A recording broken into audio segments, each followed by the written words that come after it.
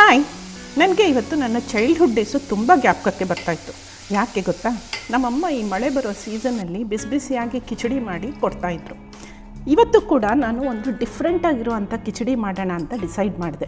ಯಾಕೆ ಅಂದರೆ ಈ ಮಳೆಗಾಲಕ್ಕೆ ಪರ್ಫೆಕ್ಟಾಗಿರೋ ರೆಸಿಪಿ ಅಂದರೆ ಅದು ಈ ಕಿಚಡಿ.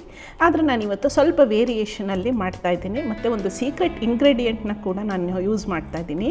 ವಿಡಿಯೋನ ಕಡೆ ತನಕ ನೋಡಿ. ಇದು ರೆಗ್ಯುಲರ್ ಆಗಿರೋ ಕಿಚಡಿ ಅಲ್ಲ, ಇದು ತುಂಬಾ ಅದ್ಭುತವಾಗಿ ಸ್ವಾದಿಷ್ಟವಾಗಿ ಆರೋಗ್ಯವಾಗಿರುವಂಥ ಕಿಚಡಿ.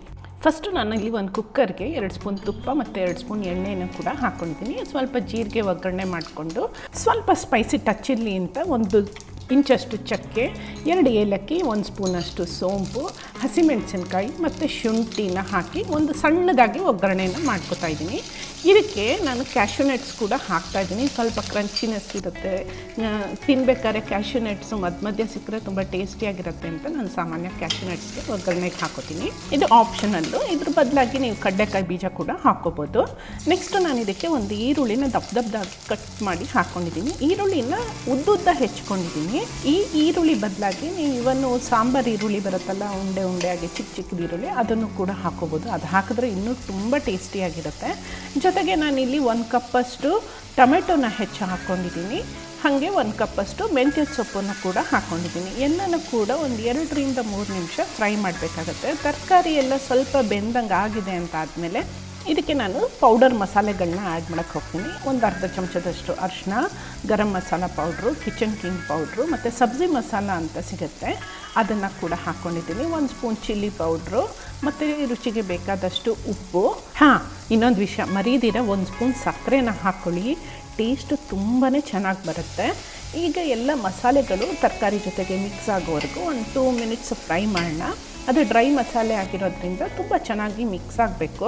ಕಿಚಡಿ ಮಾಡೋಕ್ಕೆ ನಾವು ಸಾಮಾನ್ಯವಾಗಿ ಹೆಸರು ಬೇಳೆನ ಯೂಸ್ ಮಾಡ್ತೀವಿ ಅಲ್ವಾ. ನಾನಿಲ್ಲಿ ಹೆಸರು ಕಾಳು ಸ್ಪ್ಲಿಟ್ ಆಗಿರೋದನ್ನು 1 ಕಪ್ ತೊಗೊಂಡು ಹಾಕ್ತಾಯಿದ್ದೀನಿ. ಜೊತೆಗೆ ನಾನು ಬ್ರೋಕನ್ ವೀಟನ್ನು ತೊಳೆದು ತೆಗೆದಿಟ್ಕೊಂಡಿದ್ದೆ, ಅದನ್ನು ಕೂಡ 1 ಕಪ್ ಹಾಕ್ತಾಯಿದ್ದೀನಿ. ಇನ್ನು ಕೊತ್ತಂಬರಿ ಇಲ್ದಿರ ಯಾವ ಅಡುಗೆನೂ ಕಂಪ್ಲೀಟ್ ಆಗೋದೇ ಇಲ್ಲ ಅಲ್ವಾ. ಸೊ ಹಾಗಾಗಿ ಒಂದು ಅರ್ಧ ಕಪ್ಪಷ್ಟು ಕೊತ್ತಂಬರಿ ಸೊಪ್ಪನ್ನು ಕೂಡ ಸಣ್ಣದಾಗಿ ಹೆಚ್ಚು ಹಾಕ್ಕೋತಾ ಇದ್ದೀನಿ. ಈಗ ನಾವು 1 ಕಪ್ಪು ಬ್ರೋಕನ್ ವೀಟ್ಗೆ 3 ಕಪ್ಪಷ್ಟು ನೀರು ಹಾಕ್ಕೋತಾ ಇದ್ದೀನಿ. ಕಿಚಡಿ ಸ್ವಲ್ಪ ಲಿಕ್ವಿಡ್ ಕನ್ಸಿಸ್ಟೆನ್ಸಿಲಿ ಇರಬೇಕಾದ್ರಿಂದ ಇದಕ್ಕೆ 3 ಕಪ್ಪಷ್ಟು ನೀರು ಹಿಡಿಸುತ್ತೆ. ಈಗ ನಾನು ಸೀಕ್ರೆಟ್ ಇಂಗ್ರೀಡಿಯೆಂಟ್ನ ಆ್ಯಡ್ ಮಾಡ್ತಾಯಿದ್ದೀನಿ. 1 ಕಪ್ ಹಾಲು. ನೀವು ಹಾಲನ್ನು 1 ಕಪ್ ಆ್ಯಡ್ ಮಾಡಿದಷ್ಟು ಈ ಕಿಚಡಿ ಟೇಸ್ಟು ಡಬಲ್ ಆಗುತ್ತೆ, ನೆಕ್ಸ್ಟ್ ಲೆವೆಲ್ಗೆ ತೊಗೊಂಡು ಹೋಗುತ್ತೆ. ನೀವು ನೆಕ್ಸ್ಟ್ ಟೈಮ್ ಕಿಚಡಿ ಮಾಡಬೇಕಾದ್ರೆ ಮರೀದಿರ 1 ಕಪ್ ಹಾಲನ್ನು ಆ್ಯಡ್ ಮಾಡಿ ಆಮೇಲೆ ಟೇಸ್ಟ್ ನೋಡಿ. ನೀವು ಕಿಚಡಿ ಯಾವ ಥರ ಮಾಡ್ತೀರಾ ಅಂತ ಕಾಮೆಂಟ್ ಮಾಡಿ ತಿಳಿಸಿ. ನನಗೂ ತುಂಬ ಕ್ಯೂರಿಯಾಸಿಟಿ ಇದೆ ತಿಳ್ಕೊಳ್ಳೋದಕ್ಕೆ. ಈಗ ನಾನು ಕುಕ್ಕರ್ ಲಿಡ್ಡನ್ನು ಹಾಕಿ 3 to 4 ವಿಷಲ್ಸು ಚೆನ್ನಾಗಿ ಸಾಫ್ಟಾಗಿ ಬ್ರೋಕನ್ ವೀಟ್ ಬೇಯೋವರೆಗೂ ಬೇಯಿಸ್ಕೋಬೇಕಾಗತ್ತೆ.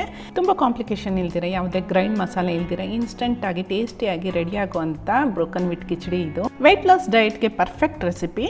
ನೀವು ಕೂಡ ಟ್ರೈ ಮಾಡಿ. Thanks for watching.